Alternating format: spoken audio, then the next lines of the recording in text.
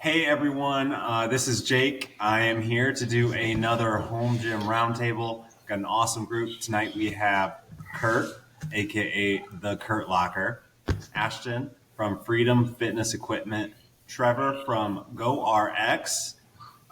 Trevor, do most people say Gorks, and how is it supposed to be pronounced? We do. We do get that every so often, so I do have to sometimes correct people. But for the most part, we get GoRx Fitness for most people. But that was a big thing that I would correct people out at Home Gym Con last year. Got it. I've heard like, oh, what's GoRx? And I was like, it's actually GoRx. And so. I've heard a few people say Gorks. And then we also have nice like Mike. And we're actually going to start with a 1-minute AMRAP with Mike. Kurt has the timer. I have the list of questions, and we're going to see how Mike does, and then we can have a general chat if we would like. All right. 3, 2, 1. All right, steel or DIY storage? Ooh, steel storage. Best specialty bar you've ever used? The Elite FTS American Camera Grip Bar. Favorite Home Gym Con booth from 2023? Black Widow. Best straight bar you've ever used? The Agro 3 by Rogue. Worst purchase over the past year? I don't have a worst purchase over the last year. All right, pass. Favorite 2024 addition to the Home Gym Con vendor list? Sornex. Favorite attachment you own? My Darko Shorty. Rogue or Rep? Rogue. Favorite DIY project you've done? Ooh, my new dumbbell rack.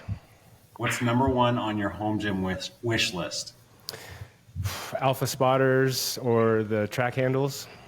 Reddit or Discord? Ooh, Discord. Right, that's the end. Time is up. Second favorite booth from Home Gym Con last year? AMRAP.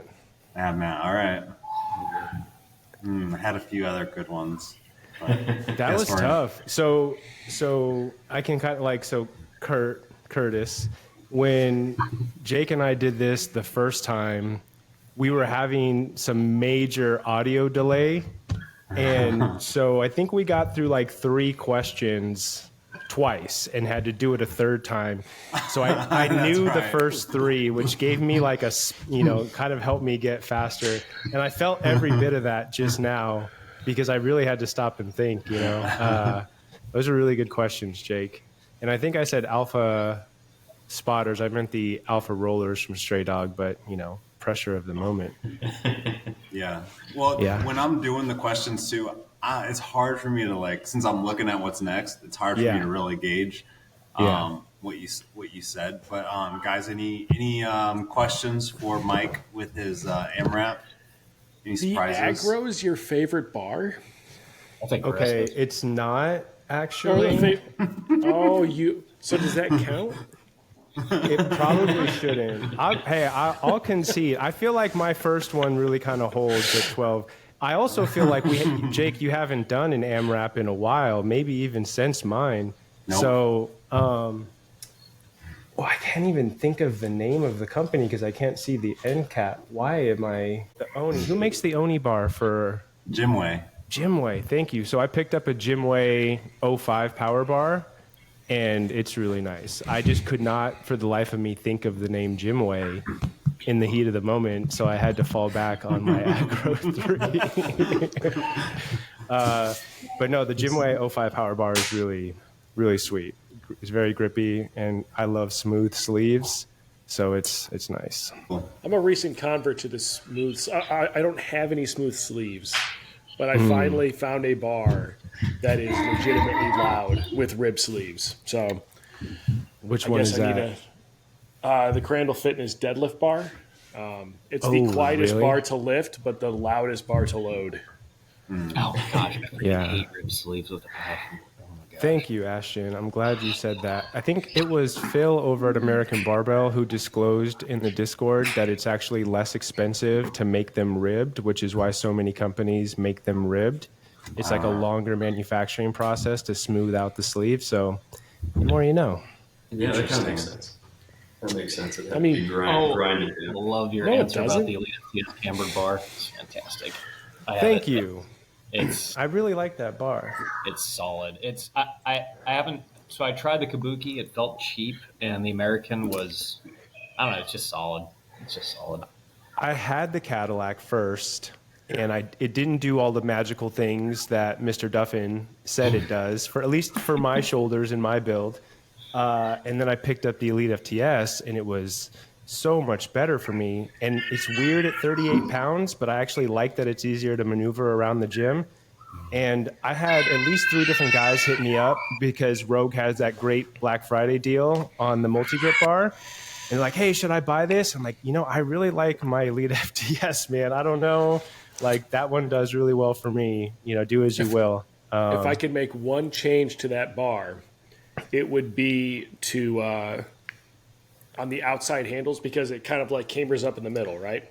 So you got a nice stable position, right? Because the center of gravity is actually lower than where your handle is. And that's one thing that the Cadillac does that, as far as I've used, any other bar doesn't. And they display so that the load, the weight rather, sits lower than your handles, which makes it so that the bar doesn't rock forward and backwards. So you're not having to focus on that. So if they were to change that, I mean, I had an American Keeper bar. It's a solid bar. Used it for years. I only switched to the Cadillac because it's a more stable bar.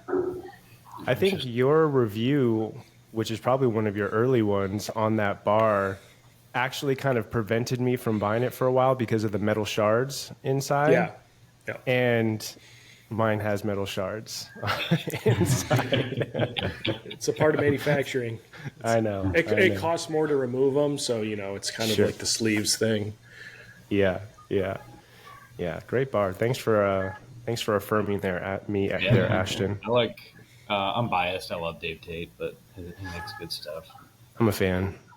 We also do, side note, we actually do work for the company that, I love this. The fitness world is so cool. We do work for the company that makes all of Elite FTS's equipment. Yeah. Okay. Williams Strength. We Williams, do work. Right. Yeah. Williams doesn't make that bar, though, right? Williams may not make that, but I don't know where that bar comes from. But Pretty sure it's from Minnesota. Is it really? I would love to know. Do you know the company? I used to. I'll see if I can find it. Yeah, I'm just curious. I might be wrong on that, but I'm pretty sure it's not Williams on that particular one. Yeah, I talked to whoever the co-owner of it is at Williams, and they said they don't make. I remember that they don't make the camber bar. They make most everything else. I rudely interrupted you, though. What were you saying? Oh, you no, work you're with fine. Williams. Williams is awesome. Williams is a really well-run company.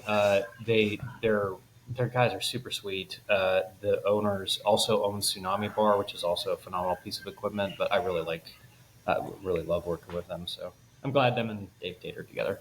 Well, they'll be at home Gym Con, which is pretty cool. Nice. Yeah, Williams Strength. All right, well, let's move on to some other topics. So, overrated, underrated Black Friday deals. I'll start and say underrated. I think that, so for context, my current home gym season started in 2020. And so of the 3 that I've seen and paid really close attention to, this is the best one I've seen. I think with what Rogue is doing and how early they're all starting, I feel like everybody's got some type of a sale going on right now. Rep has been rolling through them. Giant Lifting's been rolling through them. But I'm curious, too, if you guys wouldn't mind when you give your overrated, underrated answer, for those of you guys who have had home gyms longer than myself in 2020, how does this compare to the glory days pre-2020? Because for me, I think it's underrated, and I think it's been going really, really good. I'd have to agree. I think it's underrated as well. I've really been enjoying seeing these deals come out.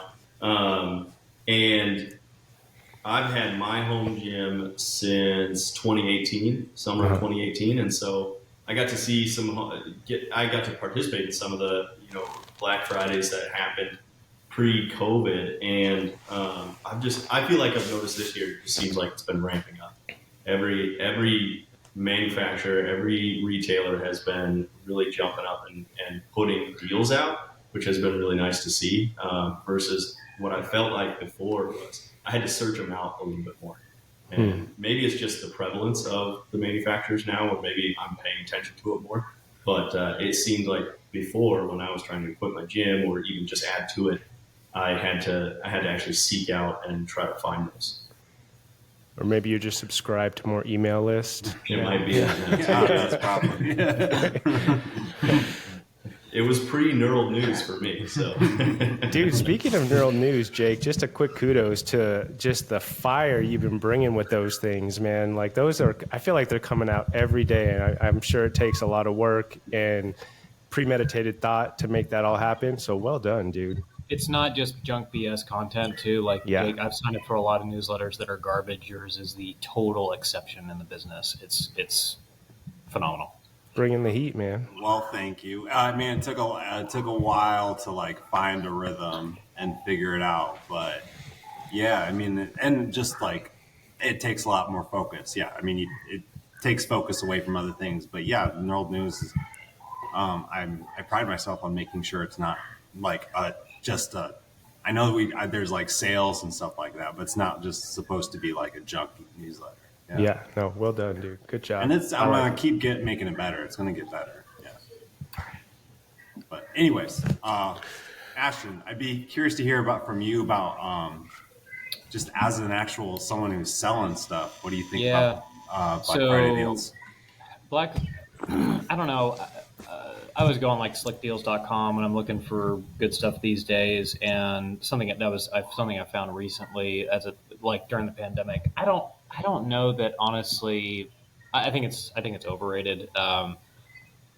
This is my sense because we started our home gym in 2020, but I was looking for equipment before that.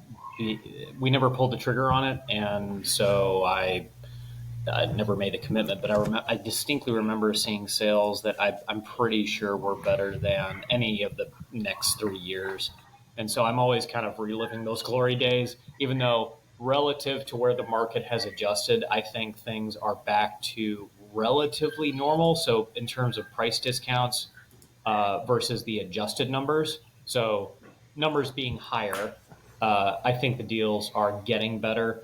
But I don't think we're ever going to see stuff like just again thinking about like the good old days, like 50 cents a pound for iron plates, like those when it's discounted from like $1.50 a pound or something crazy like that. Like I think those days are over. So, and I don't know that retailers can discount their equipment as much as they can, considering any number of factors, including inflation, because material costs have gone up and just cost of goods in general. So your discounts off of whatever your distributor pricing is, your wholesale pricing is going to be a lot less. I think that's what we're seeing. So I think it's overrated. That sounds really cynical, but I'm really just, I was just going through like Adrian Gluck's Black Friday sales is like 10, 20, 25% off. I know GetRx has stuff like 50% off, but it's all the usual stuff. And I'm like, kind of seen it before. I'm not super impressed. Just my opinion. Well, I'll jump on that bandwagon because it is overrated. All right. Hey. So, and the reason that it's overrated is because it is just a little bit overrated because it's almost appropriately rated. Now, I've had a garage gym since 2016, and my memories of Black Friday were a lot different back then because I was stupid and didn't actually know what I wanted. And so I started a YouTube channel because I'm stupid and wanted to tell everybody else about the crap that they shouldn't buy. So I think that it's overrated, but that doesn't mean I'm not participating. There's a couple things. So one, I think that Rap does a really good job killing it by doing the themes and kind of doing the releases with those themes. So like dumbbells, kettlebells, weights, and I'll be honest, I don't follow it every day either because I kind of don't care. The other stuff was like Rogue doing those 2-for deals. Like that was kind of dope. That's essentially 50% off. So I think it's overrated, but that doesn't mean I'm not going to participate. It just means that the amount of time that I spend dedicated to scrolling while I'm avoiding doing whatever responsibility I'm supposed to be doing at that moment is just a lot less than it has been in the past. That I will say that Rogue 2 for deal was the only deal I have seen that I was actually impressed with. I started text messaging friends. Really? It's for Ollie bars, right? Or Ollie bars? It's just Ollie bars, yes. Yeah. I wish they would do it too for a power bar. That'd be sweet. I heard they just added. Yeah, I mean they're adding new stuff. Somebody just mentioned today that they added like the Kabuki Transformer to the sale today. It's $100 off. Yeah, and something else from Kabuki maybe. Cadillac and the Duffalo are in there. Yeah, yeah. So they're bringing maybe it I out. do pay attention. Yeah, yeah. And then they had that garage sale. I mean, I don't know. It's probably still up with like, nothing much left in there. There was some interesting stuff in there. I didn't jump on it, but okay. They should just do the garage sale the way they used to, where you show up at Rogue HQ with a set of brass knuckles and you just start taking people out as soon as they open up the gate, so you get there first. They don't do that anymore? Do you know what's scarier than running with the bulls? It's running with like CrossFitters, because those guys are already ridiculous and they're in shape. Running with the barbell. That's good. All the strongmen are behind, like, oh my god, fucking cardio. Jake, what's your take on overrated, underrated for Black Friday? So I have a few different thoughts. So number one, I say overrated because I think people wait all year for these Black Friday deals, so they'll like hold off on buying for like 8-10 months for that 10% off sale. Yeah, it's like you could have had this power rack for the last 10 months, but you told yourself you're going to wait till Black Friday, and then the deals weren't even quite as good. I think also you guys were talking about pre-2020. I remember there being more like doorbusters. Like there would every company would have, like, it wouldn't be like everything was 40% off, but they'd choose a few things that were just like 40% off. Yeah. So like you could really get some really good steals, which I have not seen this year at all. It'd be more like what we're seeing plus some doorbusters. But I mean, like, if you're gonna like, I think Rogue's having the best sales so far this year, at least like compared to like what they usually do. Yeah. With some like basically half off bars, or like you can get there like, I think the Ohio Power Bar is probably like close to 20% off. Yeah, and there's a ton of stuff in the 5 for 5 too, right? Like the Rhinos in 5 for 5 and a bunch of other like big items. The RM3, all their power racks are in 5 for 5. Like it's They've always done that though. At Black Friday. Yeah, I'm pretty sure the racks have always been like they'll have that big stuff because that's how they get you. Well, it's like $75 max shipping or something typically if you buy a power rack, right? Correct me if I'm wrong. I think because I was looking fairly recently. I was trying to gauge if the garage sale was as good a deal, because with the garage sale, they hit you at full price for shipping. You didn't get you couldn't, even if you were piecing together a power rack through the garage sale, you were still going to pay like full line item by line item shipping. It almost made more sense just to buy straight up brand new RM3 or whatever. Yeah. But yeah. I had a quick question for you guys. Do you remember when Rogue partnered? Well, they still have this with the Woodway, and they created like a really inexpensive version. I could have sworn that thing was $29.95, and it jumped up a full $1,000. Is that just me? I don't know the pricing. I don't know about that specifically, but that brings up another conversation, sir. So I think that we got a 3 to 2 here. Before you do that, I think it was always $39.95. I think so. Okay. Original. Go ahead, Kurt. Go ahead, Kurt. Whatever. How about those Black Friday dank memes? Like the ones where it's like people are like, oh, they show the prize. Oh, sold, and then they like raise the price, and it's like, no, like that's the classic good, one. Yes. Yeah, That's a good one from Ashton. So true. Yeah, that's good. Love that.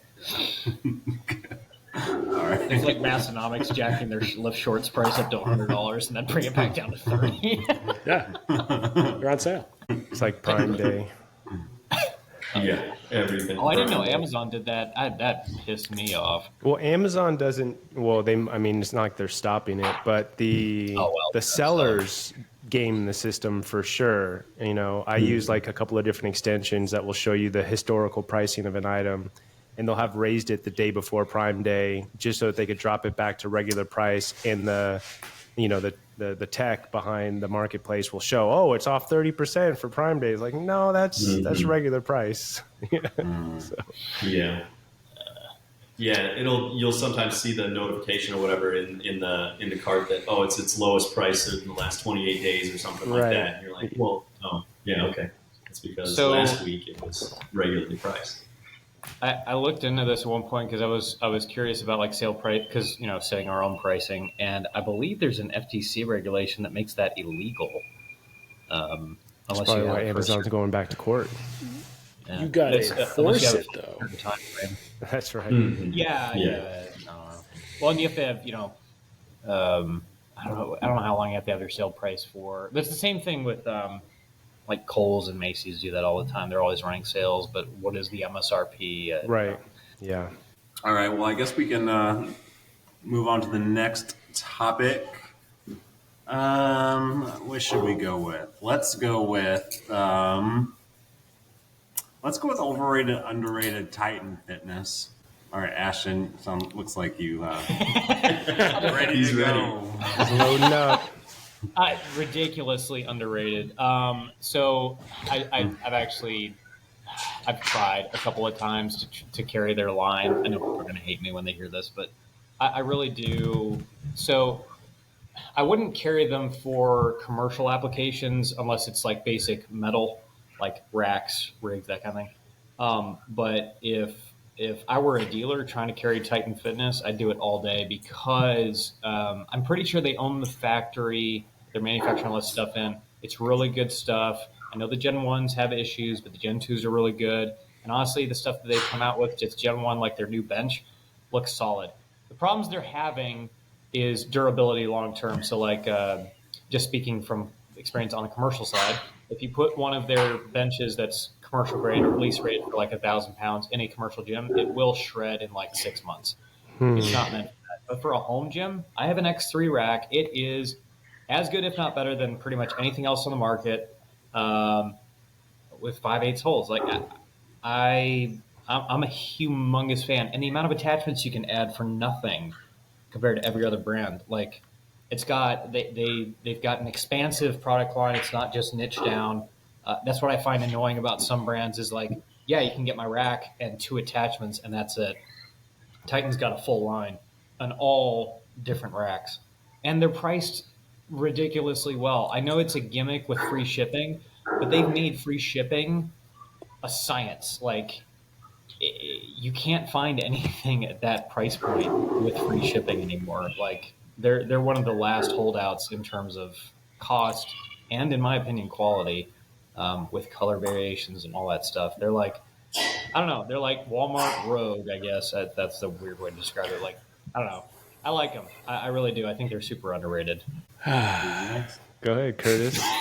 That was a good argument. That was a very good argument. Yeah. All right. So I want to go back, and I wonder if anybody would be willing to watch me reacting to me hating on Rogue Fitness. So one, Rogue is unique because when you shop at, Titan Fitness. Titan is unique. So when you shop at Titan Fitness, you can also go get yourself some sweet forklift attachments as well as some lawn decor. So just something, in case you guys didn't know that, barbecues and all that type of stuff. Titan Outdoors. Yeah, you can get all sorts of stuff. It's all Titan outdoor stuff. Yeah, plus the forklift attachments. The heavy equipment is real neat in case I think that the old stuff is absolute crap garbage, and it doesn't really have too much of a place. in someone's home gym because your home gym is. I get it. There's like some people out there that are like, I love how much this sucks. And those people usually eat crayons, and that's fine. But it's not like when I walk out in my gym, and it doesn't have to be that it's like the bouge of the bougiest, right? But I want to feel good about the space I walk into, and I want it to look good, and I want it to function well, and I want to be able to fail a lift and not have the straps go crashing through. Which again, this is all like old stuff. I'm really intrigued by Titan's newer stuff to include, that new bench, their Titan series barbells, their Titan series racks. I think that they're really setting themselves up. So Titan, call me. But I'd be curious to see the newer Titan stuff. As for like the older stuff, it's I don't know. I feel like I need to go back and like relook at it with my more mature and educated perspective that I have now. There will always be some guy in the comments though that's like, I lift 5,000 pounds and I have a Titan rack, and it's like, neat, bro. Like, appreciate your super informative and helpful content. I mean, you're not alone, Kurt. I mean, Alan Troll, and that. So, to clarify, my experience for Titan is like 2020 and beyond. A lot of people. Oh, mine's way before that. Yeah. So was it really bad like worse? Oh, yeah. Than, dude. Okay. It's like my number one video on my channel. To go look. So I will say, I think like just with the rise of rep, they've been challenged because it was like way back like 7-8 years ago. It was really like Rogue and Titan, total opposite ends of the spectrum, and you were either going with the expensive option and made in America or the cheap option. And like for some people it was like, yeah, that's all I can get right now. And yeah, I think most of the stuff like ended up being delivered and wasn't great. But then all of a sudden over the last 7-8 years, all of these companies have popped up, stepped up, specifically Rep. And I think like they no longer can just like release junk. It has to be like a refined product. But I think with like over the last, I would say, couple of years, a good portion of their stuff has been pretty refined. Specifically like the bench that just came out. And I will say, like, I personally, so I would also compare Titan 5 years ago to like ordering from the no-name brands on Amazon today. So like you just didn't know what you're going to get. So, but yeah, the point I was trying to make was I think they see Rep and they don't want to be like the terrible they don't want to be company Walmart. They want to be like, Target. They don't want to be right. Yeah. Exactly. Yeah. That's good. Yeah. That's good. So it's a classic example of a rising tide raises all ships, and that little boat over there, you better quickly rise or you're going to drown. Yeah. So I think like when you put this question online, you get basically what we just got. You got the newer people since 2020 with like what Ashton just said, and then you also have the people who remember the old Titan. They'll never forget the old Titan. They haven't bought Titan in 5 years, and they'll always hate Titan. Maybe like Kurt seems to have like a more open mind than that, but that's what you really get online when you post it. So yeah. I have a Titan. That's why I didn't even really speak up. I didn't speak up about it just because my original rack, I think, was like a T2 or something like that I got in 2018 or 2017, something like that. And it kind of fell apart after like a year and a half. And I don't even live there. And so there was one other issue. I had to get a hold of them and have another piece sent because it wouldn't fit. I couldn't get it to fit. It was one of the little crossbars on the bottom. And so I was like, it kind of killed my perception of Titan at that point, and I haven't purchased anything since. But I've seen some stuff from Titan where I'm like, oh, that actually looks like it could be nice. And I've seen better sentiment around some of their higher end stuff recently, but I still haven't really pulled the trigger with them. So I'll go and I'll say I'll say that they're selectively underrated. I think that, so again, my experience kind of starts in 2020 where I don't know if you guys remember, but in 2020, I feel like they were putting everything in scratch and dent just because shipping was such a mess. It allowed them to kind of like sidestep any shipping issues and say, well, it was scratch and dent, because there was stuff that I received from scratch and dent and it looked mint. It was like, this is a brand new piece. But I've had some stuff where I ordered it and received a completely different product, but their customer service was always A plus. Like, no problem, keep it, we'll send you another one. Or if it was scratch and dent and they didn't have it, it was just a full refund. I've also pieced together one of their Titan series racks. I used to use their cross members inside some of my Rogue uprights, and I think it's a great series rack. I think I'm a flush top elitist, so I like my top cross members to be flush with the uprights, and Titan's the only other person next to Rogue that does that. I think that's great. I don't like at least on the Titan series uprights that I have, they only number every second hole. So I think that's kind of weird. Oh, does Surplus too? Okay, so Surplus joined the party. Yeah. Excuse me. Sorry, Jason. So Surplus is in the gang now too. But I also think that their inside width at 42 inches is perfect. I think 43 with Rogue is a little wide. I deal with it, but I also think that 41 with Rep is a little narrow. So it seems like 42 is like Goldilocks, just perfect. So yeah, I'm going to say selectively underrated. You kind of have to know. You have to be an educated consumer, right? I will never be one to buy V1 Titan. I think that their open trap bar, which I think, did that release this year? That was like a perfect example of the cluster that was that. So even though their new bench looks great, I would still wait for V2 personally, just based off of all of the history we've read about. But I'm still going to say underrated. I think if you know what you're getting into, you can trust their customer service to take care of you if you don't get what you ordered. That they did. They did take care of it. They got a piece right back out to me. And so I've never bashed them or anything like that from that standpoint. But yeah, I have not yet purchased from them again. All right. Good feedback. Let's go with what do you guys think about Nike getting into the gym equipment game? It's real neat. First off, gosh.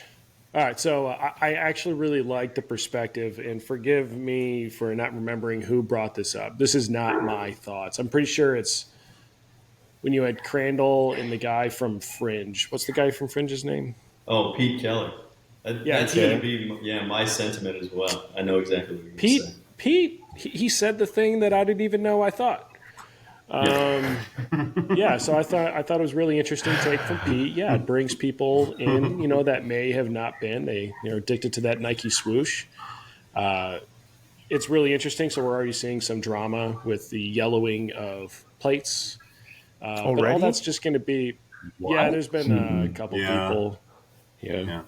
And Nike is not that big of a company. I don't understand why they don't respond to my DMs. Just like their Air Force One's soles yellowing.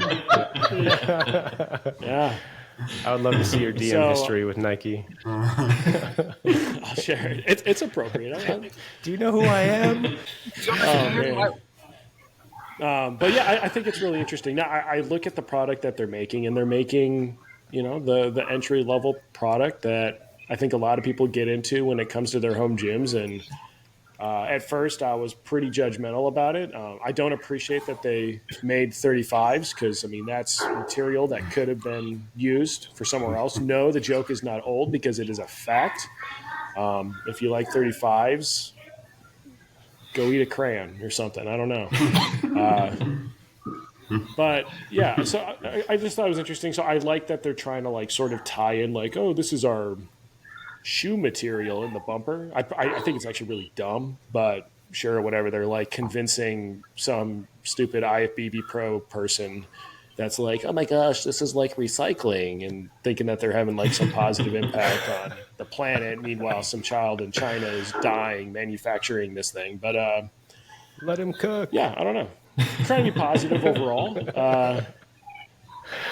So I think it's going to bring people in, and I think that when those people get in, they're going to, start to develop that. Is it a personality or that culture? They're going to get exposed to it, and they're going to see that there's a whole bunch of really helpful and positive people in this space that can help them take their, whether it's their fitness or they just want to have a home gym to hang clothes on. They can have the nicest one to do that. Yeah, I'll piggyback on that. That's like very close to what my thoughts are. I see Nike as kind of being like a gateway equipment manufacturer for a lot of people who may have been intimidated or whatever the case may be. They just love, I mean, we all know that the Nike brand is as strong as they get, right? And people buy something just because it does have that swoosh on it. So, my hope is that it becomes that gateway for a lot of people who wouldn't have created a home gym before. And hopefully they stick around long enough to discover that there's way cooler stuff out there. Yes. But that gets them through the door. And I also was kind of asking a couple of the guys on Discord, like what their thoughts are. And somebody brought up a really good thought, was that with Nike's money and then as a byproduct, their manufacturing power and their importing, if they really wanted to flex, like, how is that going to impact our other import manufacturers? Like, are they going to be able to say, oh, forget that, 10 shipping container order. We've got 100 shipping container order we want to throw at you. Prioritize us. I don't know the answer, but I thought it was an interesting question. If they, because of their capital that they have, could they like flush out or introduce like an interesting situation for some of the other importers? I wonder how big Ethos was just because they were in Dick's. Sure. I wonder like if they are just as big as Titan, just because they're in Dick's Sporting Goods. There's a lot of Ethos stuff out there. There's a lot of Ethos stuff out there. You see it a lot on Facebook Marketplace. Yeah, that's the truth. I like that Nike's getting into it. I think that anything that brings people to the industry is, I think, a positive thing, even if it's for just a little bit, because I think some of those people will stick. And so I think there will be sticky customers, I guess, from that standpoint, and that'll expand the marketplace. I hope it ends up kind of being successful for Nike, because I think that with their resources, they could be pretty innovative if they wanted to, or acquire an actually innovative company or something like that and turn it into a cool aspect of their business. So I think that would be really cool. And then, I think that keeping Nike in the mix will probably force that competition to go up with other retailers and equipment suppliers too. Yeah. So I also am kind of excited to see what kind of ripple effect that has. I've got mixed feelings on Nike. I think their barbells are just the stuff I've seen. So the bars and the bumpers. The bars are every other bar that's ever been produced at Cerakote. The bumpers are fantastic, and aside from the yellowing issue, which I just found out from Kurt, I'd say that's a great byproduct. So I think they're doing a really clever thing. So I was actually talking to one of our flooring manufacturers who's thinking about getting into bumper plate manufacturing because it's a natural byproduct. They're already making rubber products. Why not just get into bumpers? And I think Nike having that as a natural outcome and also being in the fitness and athletic space, it's fantastic. And it's also a unique look. Like, you come across few very unique things in this space anymore because it's just iterations on the same thing. I like the fact that it's white, it has like weird different fleck in it. It's cool. Aside from that, I don't know. I think Nike is probably not going to have a clue unless they hire somebody from Rogue and steal somebody away. I don't think they're going to have a clue when it comes from manufacturing. I think they probably just ripped off of an existing design or brought a consultant in to build these bumpers and build the barbell. Again, clearly looks like a knockoff of everything else on the market, again, aside from the bumpers. And I think if they did buy a manufacturing space overseas, it would just look like everything else. The differentiator obviously being brand. And Rogue has been successful on brand and honestly not a whole lot else innovatively, especially recently. But So maybe Nike can do the same thing. Maybe they can create a 2x2 or a 3x3 that's like everything else because that swoosh, now it sells. I just don't think they're going to be able to do much more than that, frankly. But it will bring more attention to the sport, which is good for distributors like myself and good for just the home gym community in general because I think more people into fitness, like Pete was saying, is great. I think it's a good thing. Cool. One of the most interesting topics that came out of that interview, Jake, was the thought of what if Nike threw a bunch of money at CrossFit and took over branding on the CrossFit Games? Oh, dude. That was a really interesting thought. I don't want to take credit. I saw that on Instagram. Somebody posted that. But I thought the same thing. I was like, they could just outbid anybody. Right. And go all in. Yeah. That would scare the snot off of everybody else, yeah. Well, it makes natural sense because who's the clothing manufacturer currently sponsoring? Is it Adidas or Reebok? Reebok. Oh, it's Noble now. Sorry. Oh yeah. Oh, that's right. Is Noble doing all the clothing, all the shoes? They're not doing great. Okay. So yeah. You heard Noble's not doing great? That's what I heard. Yeah. Oh, interesting. Because didn't they also got like the NFL and some other stuff, right? They've been pushing hard with. Yeah, they have that. like NFL athletes now. Yeah. Wow, Yeah, didn't know that. and they were the official clothing supplier for the combine and different things like that. So they jumped up with their maybe marketing tactics there. But they are not Nike. That is true. Yeah, No one's Nike. Yeah. Yeah, I mean, I think I can't remember what I was listening to another podcast about someone in the fitness realm, and I think they said they compared Nike's 1.6 billion market cap to like the top gym equipment brand. I can't remember which one maybe they were even comparing it to Peloton, and they were still like 10, 20 times larger than Peloton. So like, yeah, Nike could really, if they really wanted to go all in on like CrossFit, for example, they could probably do it. Well, yeah, because you've got the clothing and the shoe line already. So it's a natural fit. And then if they just push really hard into the equipment space, they just push Rogue right out. Well, and they used to have like Matt Frazier as an athlete, right? And they have the Metcons. Like Metcons are probably the most popular CrossFit shoe. Mm-hmm. And then, like what are people constantly buying? They're buying clothing and the shoes, as opposed to equipment is like a kind of a one-time purchase usually. So yeah, they're already a good amount there. That comment makes me wonder if they did this specifically to get into CrossFit then. Yeah, I wonder, and I think back to kind of where I lost my train of thought though was in that podcast. I think Pete Keller was talking about how it might also be a play on their studios too, right? Right. And incorporated with the Nike studios that they're trying to launch as well. So that ends up being a bunch of little retail spots for them and different a different way of branding and increasing just their market share of everything fitness. Cool. Yep. Good feedback. All right. Next up. All right, Trevor. I'm gonna put you on the spot. Sounds good. Can you give us like the current breakdown of what the like an affiliate marketplace, the home gym marketplace looks like? I know there's a bunch of competitors popping up. I know there's been a company in the past that started and then failed. And then, so it'd be cool to hear like what the current economy looks like for that. I know it's still very young, but what does it also look like in a few years based on what you are seeing right now?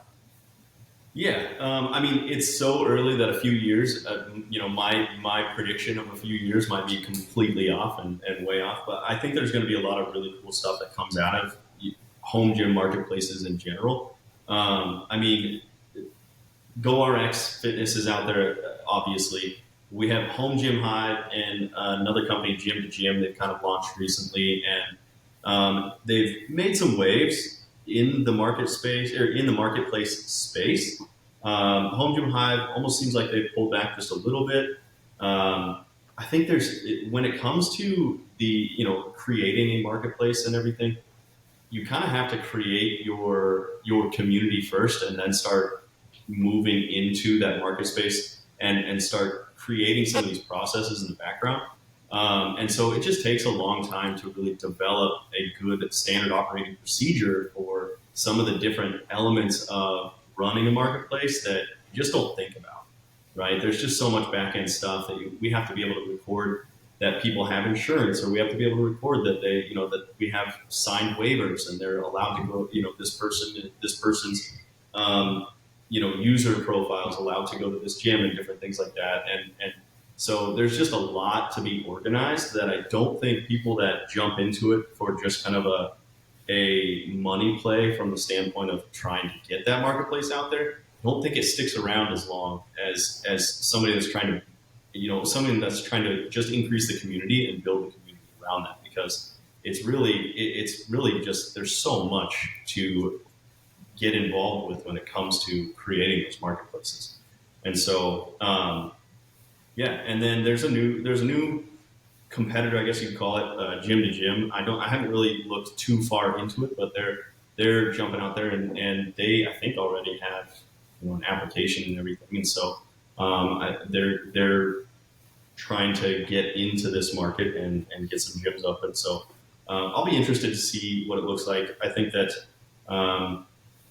GoRX Fitness, we stand out a little bit just from the standpoint that we try to walk people through the process and get them up and get a successful business going, whereas some of the other competitors that we've seen out there have just jumped people onto the marketplace and then just said, go ahead and do your thing. And so we try to create friendships and create meaningful relationships with the people that join with us, or even the ones that have come into our kind of environment and gotten some information from us and then decided not to come up on the platform, but still opened up a micro gym business and did that.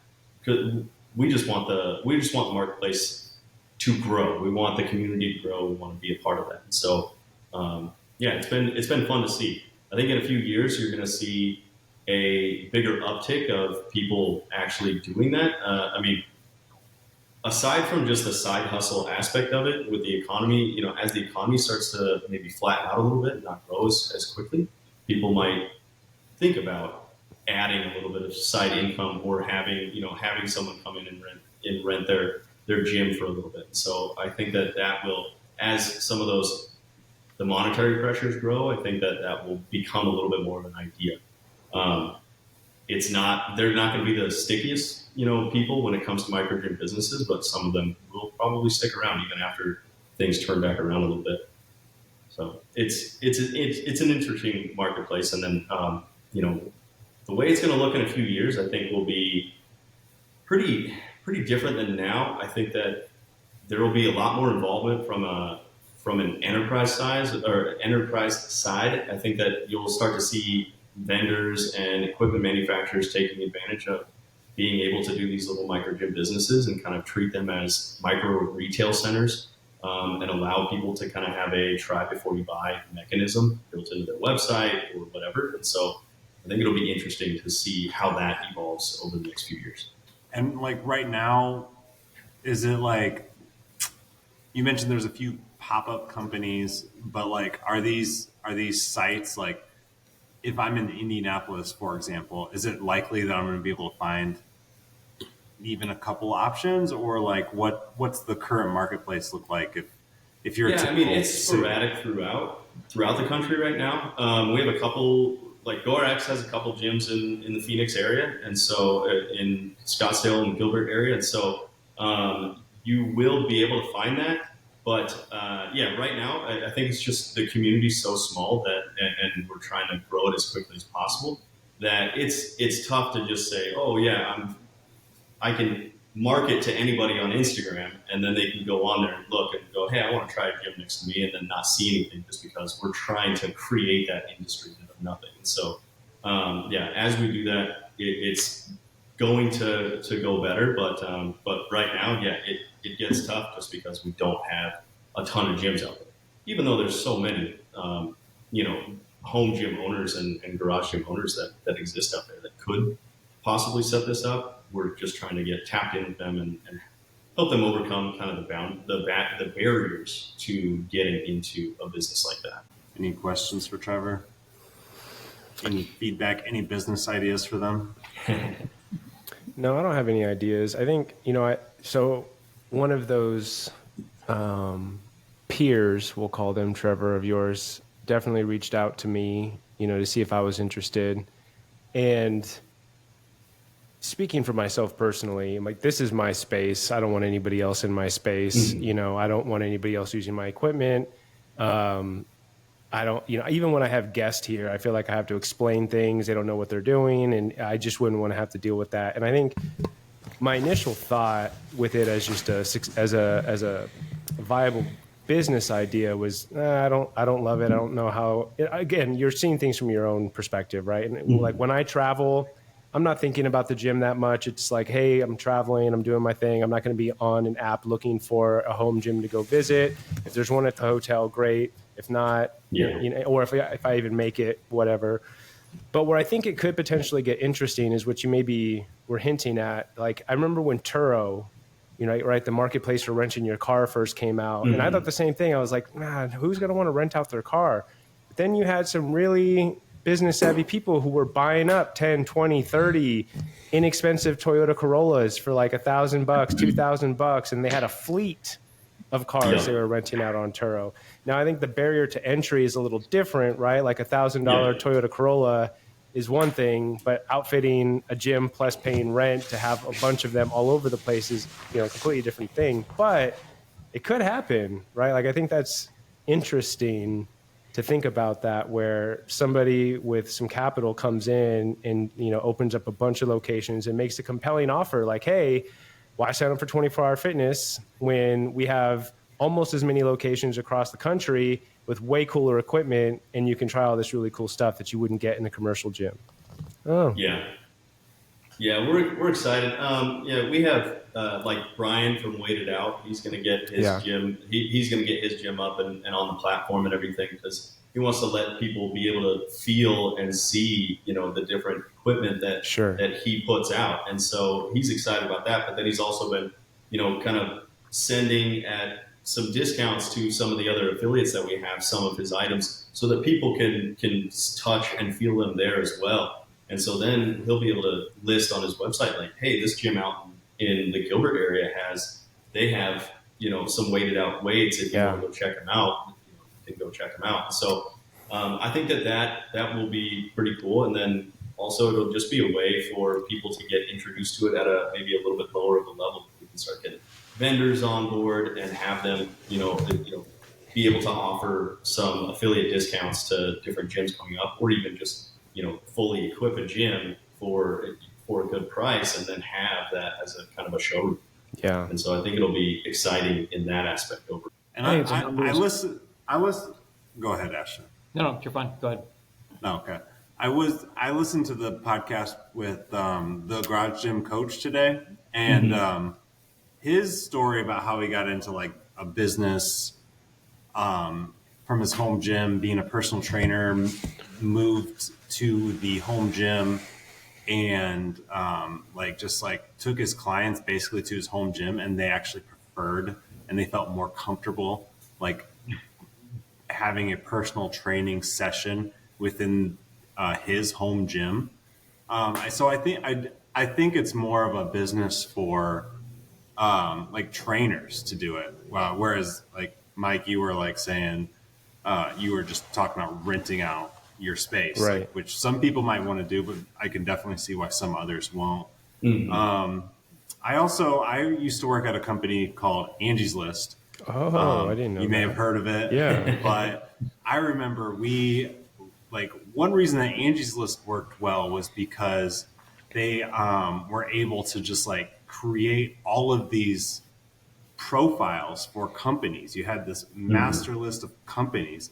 I can definitely see something like that where you can collect this master list of gyms it's easier to go from just like have this list of public reviews and this, and then you can go and get them to sign up for GoRX, or like it doesn't have to be just home gyms, but just like micro gyms in general. So like this list of reviews for micro gyms connected to the services of GoRX, like that's something I actually thought of today, because of like all of the local searches that go on. I think he was talking about how he was like 1,000 people found my address. So like, so yeah, I think there's definitely just like some little like things there too with like local searching. Yeah, there's some cool stuff with it with the micro gyms, where there's some people that just don't want to be in a commercial gym and maybe just don't have the means or the ability to open up or create a garage gym for themselves. And so we see interest from those folks too. And there's some people that maybe they've been sedentary for a long time and they're way overweight and they just feel embarrassed getting in front of people at a gym. But then if they could go in and see, a micro gym owner down the street or half hour away from them that has a gym and is a trainer that can, help them just get towards their journey of fitness and everything. We had somebody reach out to one of our affiliates that she said, I'm so overweight that I'm completely embarrassed that I would go in and even try to attempt this. And so, seeing stories like that, okay, well, we're probably on the right track if we could even just convert people like that are just too embarrassed to go do that and start their fitness journey.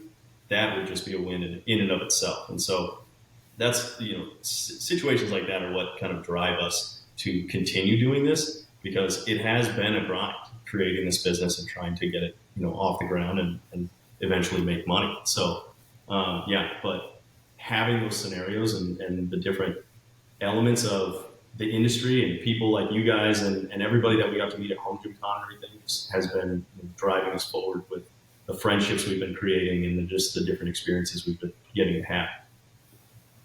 That's cool.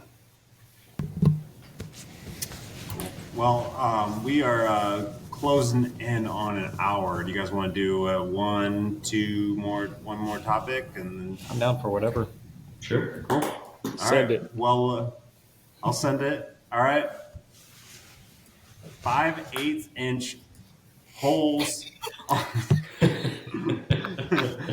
It's getting late. Sorry. All right.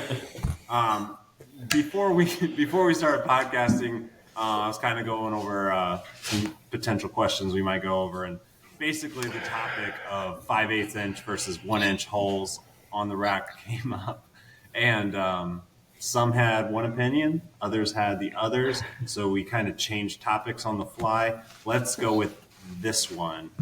So what do you guys think? 5/8 inch or 1 inch holes, or are both of them completely overrated? You don't even need that. 1/4 inch holes. 3/4 inch. American barbell. Bridge Belt. Bridge Belt does 3/4. Yeah. So does American Power barbell. Center. Yeah. Yep. Yeah. It's an itty bitty ecosystem. All right. So what this comes down to, for me, so I had a 1 inch hardware squat stand, and then I was like, monster stuff is super expensive. I'm going to go 5/8. So I got a 5/8 inch power rack, and after years of using that 5/8 power rack, I said the 1 inch attachments are typically a little bit more expensive. However, these broken attachments over here also cost me money, and they are now bent, broken, or a pain in the ass to adjust. So when it comes to deciding which size is best for you, there's going to be a couple factors that I would say that you should consider. One is, how big of a space do you have? And do you have room to have dedicated standalone units to do different things? Because if that's the case, 5/8 inch might be great, because if you're just using your power rack to do bench and squat, and you're not looking to do any sort of like leg roller attachments. And the reason, again, I just did a video on this, and the reason I bring up leg rollers is because if you ever put a 5/8 inch rod leg roller, which I I made one. I think Kyle made one too at one point. Probably. Bent the living crap out of it because 5/8 inch. Just when it comes to making a lever that's that long, it's not that strong. It's and that steel isn't exactly a high tensile strength steel. It's not looking to bend and then come back to its normal shape.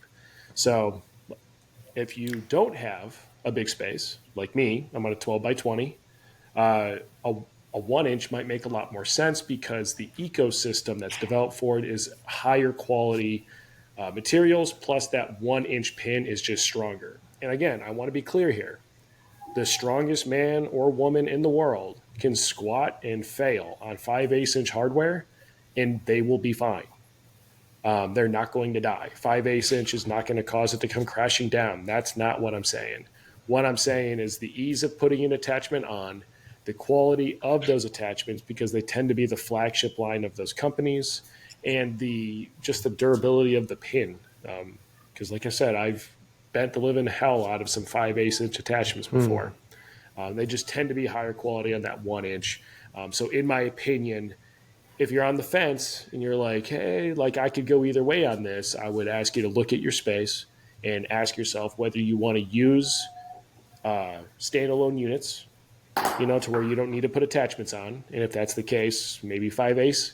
And if you don't do that, then go 1 inch. I'll leave the rest of that, but yeah, I'm never going back to 5/8. I just took apart a 5/8 inch, a couple 5/8 inch power racks, and I thought it was real cute how little those bolts were. That's funny. Who else got something? That's tough to follow. That is tough to follow. Mike, come on, Mike. I left your point. We had to. So for the audience, we had to actually shut up because we got into it. I was punching the wall. Mike was crying. I don't even want to get into that. I got very sentimental. Yeah, Jake was canceling me. Yeah. This has happened on a handful of the podcasts that I've been on with Jake, where the pre-recording gets going, and Jake will be like, "Shut up! I haven't hit record yet. This is good stuff." Yeah, I mean, so this question, I knew that this question originated from what's a common statement or theme in the home gym community that you disagree with. And so I crowdsourced this with some friends on the Discord, and somebody brought up that, I disagree with that 5/8 inch racks are suitable for 95% of people. And I thought that was interesting. So I brought it up and we got on the topic. And so we turned it into this, whatever you want to call it, this part of the segment. There it is. There's the proper term, this segment of the podcast. So I've only ever owned a 1-inch power rack, and that came after doing a ton of research, listening to, all of the guys in the space, Adam, Brandon, even Kurt. I went from my DIY squat stand that I, drilled 3/4, half-inch holes, I don't even remember, into 4x4s, right? So I sat on that thing and used it for over a year before I YOLO'd my RM3. But after you've had it and you look at the 5-inch, as you said, Curtis, you see the size of the bolts. I've got some 5/8 inch attachments that I've used with some of my DIY pieces. There's the functionality. And so for me, my rack is the centerpiece. I thought you called that a really good point, Kurt, that for me, my rack is the centerpiece of my home gym, right? Everything operates from there. I don't have other machines, leg curl, leg extension, that kind of stuff. So I could see there being an argument for, hey, yeah, it makes sense to go 5/8 if you've got the space and the resources to buy a bunch of other equipment. But for me, I need to be able to attach it to my rack if I'm going to be doing anything else and getting creative in the home gym. And I just personally think that aesthetically, it just looks better to have 1-inch holes all the way around that 3x3 upright and cross members. Again, I already talked about it in the beginning. I'm a flush top elitist, and you only get those flush mount top cross members on 1-inch racks. I will say that it was really cool when Rep decided to go 5/8 inch holes all the way around on their uprights and cross members. That was a good move by them. that's another downside with most 5/8 inch racks, is that on your uprights, the inside holes don't follow the same spacing. I don't know what the spacing is, but it's really strange. 6 inches. 6 inches, right? Okay, so I don't know how I would. I mean, I use the holes on my uprights and cross members like crazy. So without that type of versatility, it would be bad. But I'm also coming from a place where all I've had is 1 inch. So I'm a 1 inch / flush top elitist. But I do think that for me, at least, 1 inch is the way to go. And the cost difference is getting smaller. We already talked about it. You can get into a Titan Series 1 inch rack for as much as a Rogue 5/8 inch rack. So there's that. Boys, I got 3 words for you. West side hole spacing. Mr. One Set of J Cups. Say what? Mic drop.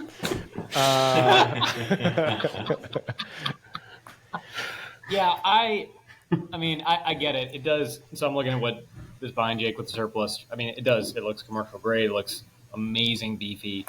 I'd say though, but the versatility of the 5/8 hole spacing, particularly through the bench press area for those racks that do have that, is by far and away my favorite.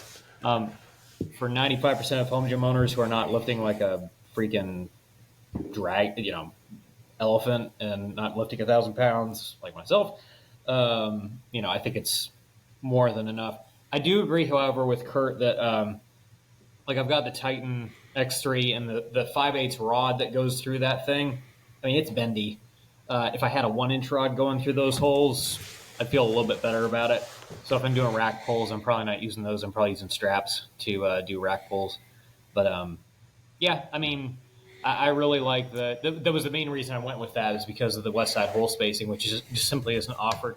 Although honestly, with a bench press arch and like lifting your chest up, I'm not sure if that's as important. And as I've learned through training, like creating that, the spacing on the bench press area becomes less and less important for me, because I can arch a couple of inches and make that. If I had a 1 inch hole rack, I could make that difference through the bench press area more easily than I could when I first started.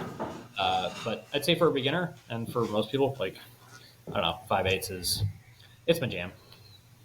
What do you got there? Curtis has got show and tell. This is a J Cup. This is a version 1 surplus strength J Cup. Solid, 1 inch, beautiful, even tastes yummy. All right, so west side hole spacing is it's genius marketing. And it's really interesting because I made this point that I just think it's genius marketing. And I'll get to the J Cup in a sec.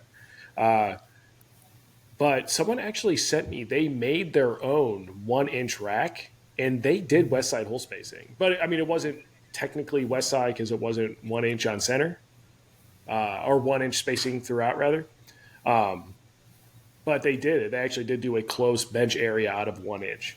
So I thought that was interesting. So something that maybe someone might do someday for people that love west side hole spacing. But I think it's just marketing, because with the J Cup, especially for the bench press, because that's what it's for, right? And if you think about west side, you have a bunch of absolutely, completely natural athletes that are just gifted from God, and they're lifting amazing weights. And again, I'm not taking away from the things that they've accomplished, because the discipline required to actually get strong on steroids is still insane. They're on steroids because they can't recover like a normal human being, so they have to do stuff, which is super cool.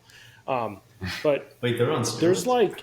there's like other, you could like hit up here and re-rack the bar, or like I just fail to see where 1 inch hole spacing. So like if you pick the bar up from here versus there. Oh, no, sorry. I'm talking about the rod spacing at your chest level. So it allows you for safeties. Yeah, you're talking about safeties. Okay. Oh, interesting. Gotcha. Yeah. I thought you were talking about unracking the bar, and I was like, I don't get that. Yeah, that wouldn't make sense. Now, so that's interesting too, because Rep makes J Cups that have like the 1 inch difference, right? So you can drop it an inch. I'd be curious to see if anybody ever makes a safety that can do that. I mean, isn't the argument for the unrack have to do with, like, if you're having to lift the bar further, then you're kind of bleeding power, right? That you could typically transfer into your press. again, I'm 1 inch here. How much are those people lifting now?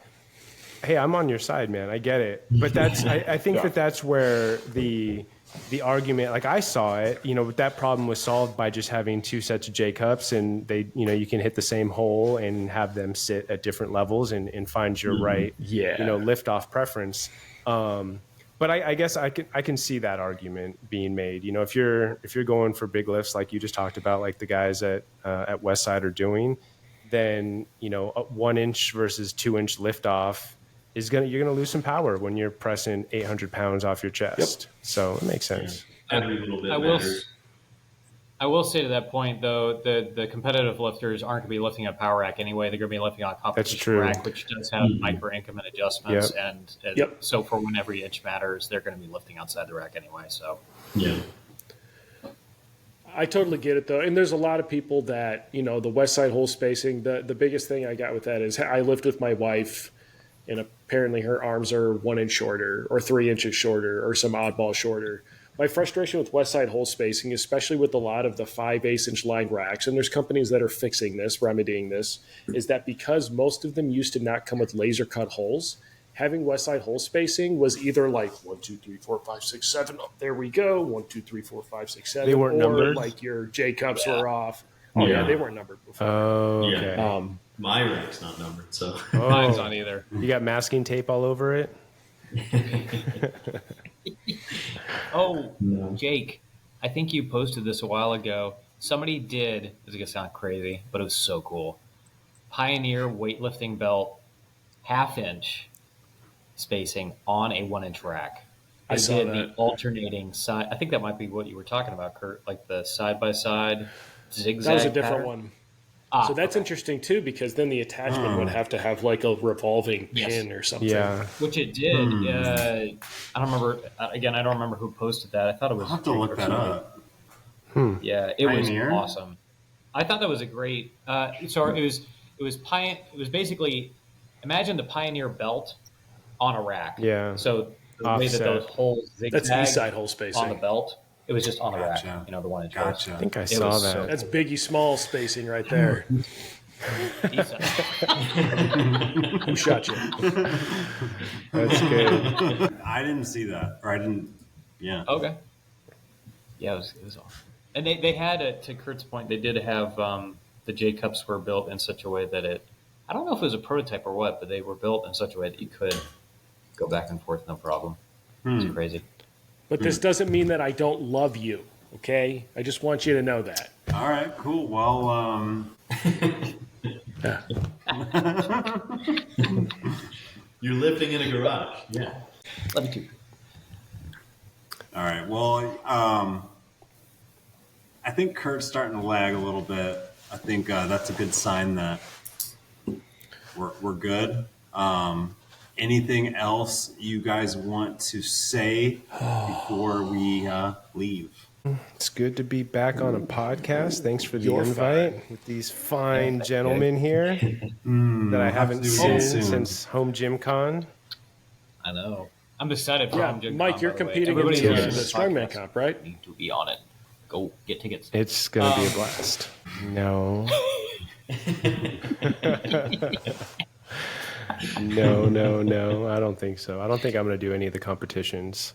I'm going to come much more prepared to get content. I'm going to try to bring the family this time. I'm like, I've had like a full year to be, dropping dimes on my wife, and my daughter was really excited when she saw Swing Sesh. So hoping I can get the family there. I think it'd be a lot of fun. But if not, hey man, I'll fly across the country solo again. It was awesome. Yeah. Yeah, I'm excited for it too. One quick thing. I know that you didn't bring this up, Jake, but one thing I didn't know if anybody shared this opinion or if this was even controversial. One of the reasons I did this goes back to your question, Jake, about controversial home gym opinions. One of the things I built my home gym for was to specifically not ever rack my weights. I know that sounds like a total slob thing and move, but Like I'm not a re-rack, commercial gym. like put your weights away. No, I just don't give a damn. Like I will leave them on the bar. I'll leave them on the floor. I'll leave them everywhere. Gosh. I'm not re-racking them. Just not doing it. Not doing it. Yeah. Now my wife hates me, but so that's story. Yeah. I think the middle of my gym right now has a miter saw and some some plastic shavings and stuff from cutting through some conduit. So I got a little bit of stuff I need to clean out of it, but some metal shards. It still acts as a garage as well. There you go.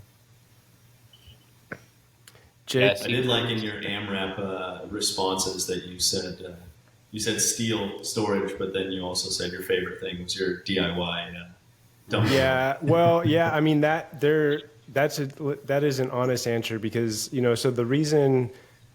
so I rebuilt my DIY dumbbell rack to make space for like a whole new set of dumbbells. Like urethane dumbbells take up more space on the shelf than your rubber hex.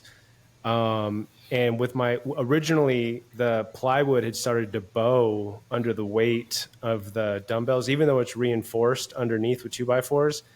And it's starting to bow again already, even with I've got significant reinforcement, and I'm also running them 70 inches long with no center support, right? So I knew, I was breaking all the laws of physics, but steel is definitely the way to go. And I've got 4, 5, 6 wall control panels in here. It's definitely the way to go. But I mean, if you're on a budget and you're capable of using a miter saw and a drill press or a hand drill, like you can even see like right there, like my panels, that's the DIY like panel, and then my kettlebell shelves like that. Those things cost me like $20 to $30 in materials versus the hundreds it would have cost to buy the Rogue equivalent or whatever. But I still think, if you can go steel, it's much less headache. And I'm at a point too now where my wife is so fed up with the amount of time I put into a DIY project. It's like, man, it would have been worth the $600 just to have this thing show up and I could assemble it in 30 minutes versus the 3 weekends she lost me to, cutting, reassembling, staining, all that stuff. So, yeah. Hey, Mike, you said you still got a DIY dumbbell rack? Mm-hmm. Where do you live? In Phoenix. Rough area? Phoenix. Arizona? Mm-hmm. Shit, I thought you were East Coast. I was going to say I could hook you up with a used one for nothing. When we were chatting, we were talking about like the affiliate stuff and all that. I was like, that was the number one thing on my mind was a dumbbell rack. But I've only got 73 inches wide. And it's a 4 shelf. So most 4 shelves are going to go like 92 to 96 inches wide, right? At least from the ones I've looked at. But I also thought, I'm like, man, shipping will kill me no matter what deal Ashton hooks me up with. But I could figure that out. Okay. I got private shippers that could probably get it for less because they've got loads going that direction. But we'll chat. I'll keep an eye out for something that's 73 that's 4 high metal. That'd be sweet. That would be super sick. Yep. Yeah, anyway. Yeah, steel storage. Do it if you can afford it. Or if you're afraid of my current cutting your fingers off. Yeah, my current plate storage is all DIY. Nice. But, yeah. Nice. Yeah, I've got like a hybrid gym. It's a mixture of DIY lumber and 11 gauge steel. Yeah. That is the one thing that I need. Jake, if you ever get Kyle back on here, ask him about longevity related to DIY projects, because that is the one thing that I have been very curious about. I know there's different types of hardwoods and different types of durability, but like Mike said, like I really get concerned about just longevity and durability of that stuff, because over time you're going to have, I don't know, long pieces of wood just cracking in half or stuff sagging, or it's just... They warp. It depends on the type of wood that you get, but it'll warp over time when it dries out or it takes on moisture. So that has happened to me. I'll be really transparent. Like I just completely rebuilt my pulley system, all DIY lumber and stuff. And then I used Titan X3 pulleys to like mount onto the lumber cross members. And I was doing some just 200-pound lat pull downs last week, and one of them just busted off. It wasn't anything dangerous. Like I always knew the way it was designed, all that would happen is it would just be like, but I was like, crap, man, I was afraid that was going to happen. And at the time, Dean from Black Widow, he's always, him and I always chatting in the DMs. I was like, hey, man, I think I might need you to fabricate a version of my DIY pulley system.